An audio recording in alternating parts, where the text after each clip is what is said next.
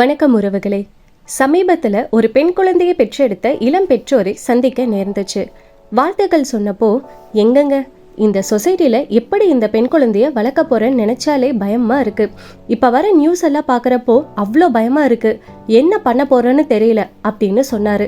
இது ஒரு தனிப்பட்ட நபருடைய ஆதங்கம் மட்டும் இல்லைங்க, பெண் பிள்ளைகளை பெற்றெடுத்த அனைவருடைய வீட்டிலும் கேட்கக்கூடிய மனக்குரல் தான். மங்கையராய் பிறப்பதற்கே நல்ல மாதவம் செய்திடம் வேண்டும் அம்மா அப்படின்னு பெண் பிள்ளைகளுடைய பிறப்பை கொண்டாடின இந்த சமுதாயம் தான், ஐயோ இந்த சமுதாயத்துல எப்படி பத்திரமா வளர்க்க போறோன்னு தெரியலையே அப்படின்னு பயப்படவும் வச்சிருக்கு. எல்லா பெண் குழந்தைகளுக்கும் அவங்க அப்பா தாங்க ஃபர்ஸ்ட் ஹீரோ. நல்ல சீராட்டி பாராட்டி வளர்த்த பெண் குழந்தைகள் திடீர்னு ஒரு கட்டத்துல ரொம்பவே தூரமாயிடுவாங்க. அவங்க உடல் அளவுல சில மாற்றங்கள் வரனால அது வரைக்கும் குழந்தையாவே பார்த்துட்டு இருந்த அந்த தந்தை அவளை ஒரு குமரியா பார்க்க ஆரம்பிச்சிடுறாங்க. டிஸ்டன்ஸும் மெயின்டைன் ஆகுது. ஏன்னா நம்ம கலாச்சாரம் மிக்க சமுதாயத்துல வாழ்ந்துட்டு இருக்கோம் இல்லையா. இந்த சமுதாயம் நமக்கு வச்சிருக்க வரைமுறை இதுதான். உடன்பிறப்புகளோட போனாவே தப்பான்னு நினைக்கிற காலம்தாங்க இது. உங்க குழந்தைகளோட எதிர்காலத்துக்காக நீங்க ஓடி ஓடி உழைக்கிறீங்க.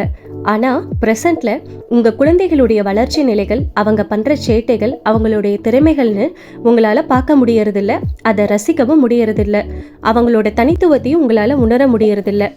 ஆனா ஒரு பெற்றோரா உங்க குழந்தைகளுக்கு உங்களால மட்டுமே செய்யக்கூடிய சில விஷயங்கள் இருக்குது. கண்டிப்பா இதை அவங்களுக்கு சொல்லி கொடுங்க. ஒரு பெற்றோரா நீங்க அவங்களுக்கு தர நம்பிக்கை இதை விட வேற எதுவும் பெருசு இல்லைங்க. First one, quality time. அதாவது ஃபேமிலியா ஒன்னா டைம் ஸ்பெண்ட் பண்றது. ஒரு வயது வந்த குழந்தைகளுடன் ஒரு பெற்றோரா நீங்க ஸ்பெண்ட் பண்ற டைம் ரொம்பவே குறைவு தான். கொஞ்சம் அவங்களோட கண்டிப்பா டைம் ஸ்பெண்ட் பண்ணுங்க. நிறைய விஷயங்களை டிஸ்கஸ் பண்ணுங்க. அப்பதான் அவங்கள பத்தி நீங்க நிறையவே தெரிஞ்சுக்க முடியும். அட்லீஸ்ட் நைட் டைம்லயாச்சும் எல்லாரும் ஒன்னா உட்காந்து சாப்பிடுங்க. அன்னைத்த நாள்ல அவங்களுக்கு என்ன நடந்துச்சுன்னு கேட்டு தெரிஞ்சுக்கோங்க.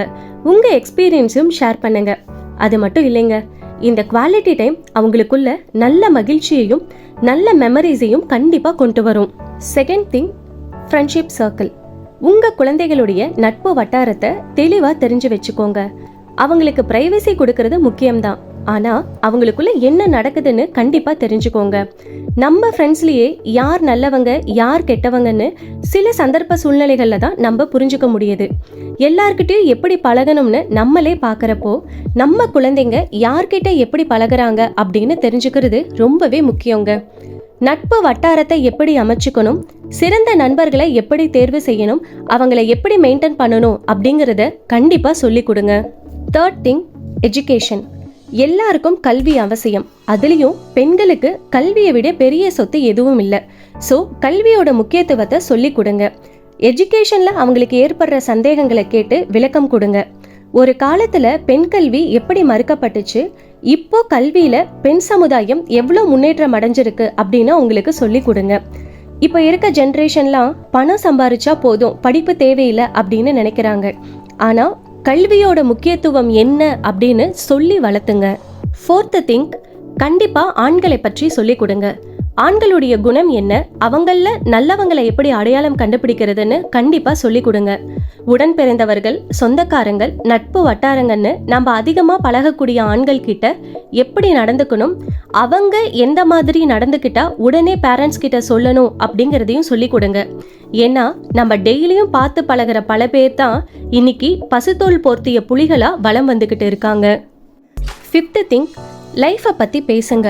லைஃப்னா உங்க ஒப்பீனியன் என்ன, லைஃப்ல நீங்க என்னவாக போறீங்க அப்படின்னு கேளுங்க. அதுக்கு உங்களுடைய விளக்கமும் கொடுங்க. வாழ்க்கையை பத்தின புரிதலை நீங்க அதிகப்படுத்துங்க. சமுதாயம்னா என்ன, சொந்தக்காரங்கன்னா என்ன, நட்பு வட்டாரம்னா என்ன, குடும்பம்னா என்ன அப்படின்னு புரிய வைங்க. எங்க யார்கிட்ட விழிப்புணர்வோடு இருக்கணும் அப்படிங்கிறதையும் கண்டிப்பா சொல்லி கொடுங்க. சிக்ஸ்த் திங், ஷாப்பிங், ஹோட்டல் அப்படின்னு தாராளமா கூட்டிட்டு போங்க. பொது இடங்கள்ல மற்றவங்க எப்படி நடந்துக்கிறாங்க, நாம எப்படி நடந்துக்கணும்னு சொல்லி கொடுங்க. கண்டிப்பா அவங்களுடைய ட்ரெஸ்ஸிங் நாலேஜை அதிகப்படுத்துங்க. ஆடை சுதந்திரம் அப்படிங்கிற பேர்ல எவ்வளோதான் நாகரிகம் அதிகமானாலும் நம்ம கலாச்சாரத்தை கற்றுக் கொடுங்க. முகம் சுளிக்கிற மாதிரியான ஆடை தேர்வுகளை நிராகரிச்சு அதை ஏன்னும் புரிய வைங்க. செவன்த் திங்க், உங்களுடைய கடந்த கால வாழ்க்கையை கண்டிப்பா அவங்க கிட்ட ஷேர் பண்ணுங்க. உங்களுடைய சின்ன வயசு சேட்டைகள், உங்களுடைய பள்ளி கல்லூரி நாட்கள், உங்களுடைய மலரும் நினைவுகள்னு அவங்க கிட்ட பகிர்ந்துக்கோங்க. கண்டிப்பா உங்களுடைய கசப்பான அனுபவங்களையும் பகிர்ந்துக்கோங்க. அதை எப்படி ஹேண்டில் பண்ணீங்க, அதிலிருந்து எப்படி வெளியே வந்தீங்கன்னு அவங்களுக்கு சொல்லுங்க.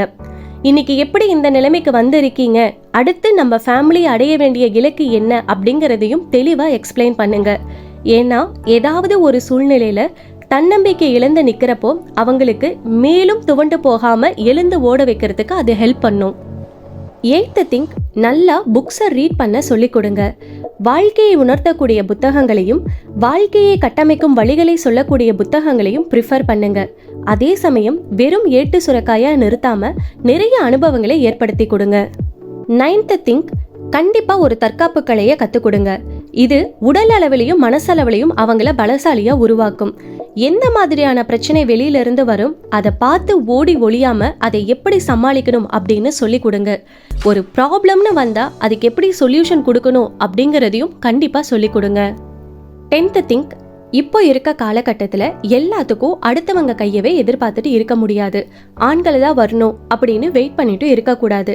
சின்ன சின்ன விஷயங்களை கற்றுக் கொடுங்க. 2 வீலரோ 4 வீலரோ கண்டிப்பாக டிரைவிங் கற்றுக் கொடுங்க. வண்டி டயரை கழட்டி மாட்டுறது, ஃபியூவல் போடுறதுன்னு சொல்லி கொடுங்க. ஒரு பேங்க்குக்கு போகிறதா இருக்கட்டும், ஆன்லைனில் பஸ் அல்லது ட்ரெயின் டிக்கெட்டை புக் பண்ணுறதா இருக்கட்டும், காம்படிட்டிவ் எக்ஸாமுக்கு அப்ளை பண்ணுறது, இந்த மாதிரியான அவங்களுடைய வேலைகளுக்கு அவங்களையே பழக்குங்க. 11th திங்க், உடம்பளவில் ஒரு அழுக்கு பற்றுச்சு அப்படின்னா நல்ல தைரியம் கொடுத்து ஆளா நீங்க கூட நில்லுங்க. தனக்கு ஒரு அபியூஸ் நடந்துருச்சு அப்படின்னு உங்ககிட்ட பயப்படாம சொல்றாங்க அப்படின்னா ஒரு பெற்றோரா நீங்க ஜெயிச்சிட்டீங்க அப்படின்னு அர்த்தம். முதல்ல நீங்க 4 பேர் 4 விதமா பேசுவாங்களே அப்படின்னு நினைச்சு அந்த பயத்தை அவங்களுக்கும் திணிக்காதீங்க. ஏன்னா அந்த 4 பேருக்கு பேச மட்டும்தான் தெரியும். காயப்பட்டவங்களை மேலும் பலவீனமாக்க தான் தெரியும். உங்க வலியும் வேதனையும் அவங்களால புரிஞ்சிக்கவே முடியாது. ஒரு பெண்ணை சூழ்ந்திருக்க உறவுகள்ல நீங்க ஒரு அப்பாவா, சகோதரனா, நண்பனா, கணவனா, மகனா யாரா இருந்தாலும் சரி, அவங்களுக்கு சரியான பாதையை காட்டுங்க. ஏன்னா ஒரு பெண்ணுக்கு இன்னொரு பெண்ணை விட ஒரு ஆண் கொடுக்கிற தைரியம் ரொம்பவே பெருசு. அதிலிருந்து வெளிப்படுற ஆற்றல் அளப்பரியது. வாழ்க்கையில எவ்வளோ பெரிய கஷ்டத்துல இருந்தாலும், எவ்வளோதான் உடைஞ்சு போயிருந்தாலும் திரும்பவும் அந்த வாழ்க்கையை வாழ்ந்து பார்க்கணும் அப்படிங்கிற புது தன்னம்பிக்கையை அது கொடுக்கும். 12th திங்க், பள்ளி பருவத்திலேயோ கல்லூரி பருவத்திலேயோ காதல்னு சொல்றாங்களா, இல்ல மற்றவங்க மூலமா நீங்க தெரிஞ்சுக்கிட்டீங்களாலும் சரி, பக்குவமா ஹேண்டில் பண்ணுங்க. இது அந்த வயசுல வரக்கூடிய ஒரு சாதாரண உணர்வு தான் அப்படின்னு புரிய வைங்க. அவங்க எப்போ அவங்க கையால சம்பாதிக்கிறாங்களோ, யாரையும் டிபெண்ட் பண்ணாம வாழ ஆரம்பிக்கிறாங்களோ, அப்பதான் அவங்க வாழ்க்கை துணையை தேர்ந்தெடுக்கிற முழு தகுதியும் வரும். அதுதான் சரியான நேரமும் கூட அப்படின்னு சொல்லி புரிய வைங்க. 13th திங்க், நீங்க உங்க குழந்தைகளை எவ்வளவு நம்புறீங்க, அவங்களால நீங்க எவ்வளவு பெருமைப்படுறீங்க, அவங்க உங்களுக்கு எவ்வளவு முக்கியம் அப்படிங்கிறத அடிக்கடி சொல்லுங்க. இது அவங்களுக்கு மன உறுதியையும் தன்னம்பிக்கையும் கொடுக்கும். நீங்க அவங்க மேல வச்சிருக்க நம்பிக்கைய அவங்க உணர்றப்போ அது அவங்கள தப்பான வழியில போக விடாது.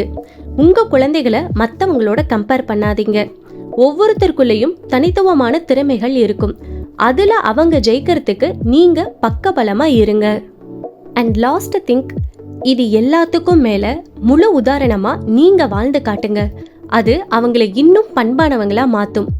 ஒரு டீனேஜ் பருவத்துல நீங்க அவங்களை எப்படி வழி நடத்துறீங்களோ அதை பொறுத்து தான் அவங்க எதிர்காலமும் தீர்மானிக்கப்படுது. நாளைக்கு அவங்களுக்கும் ஒரு குடும்பம் அமையறப்போ அதை வழி நடத்த உதவியா இருக்கும். ஒரு பெற்றோரா உங்க குழந்தைக்கு நீங்க கொடுக்கிற அடையாளம் அவங்க வாழ்நாள் முழுவதும் தொடரும். இதை மறந்துடாதீங்க.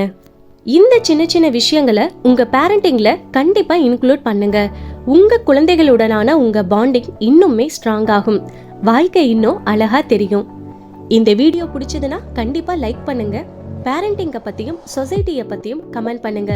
முக்கியமா யங் பேரண்ட்ஸ்க்கு இந்த வீடியோவை ஷேர் பண்ணுங்க. நன்றி.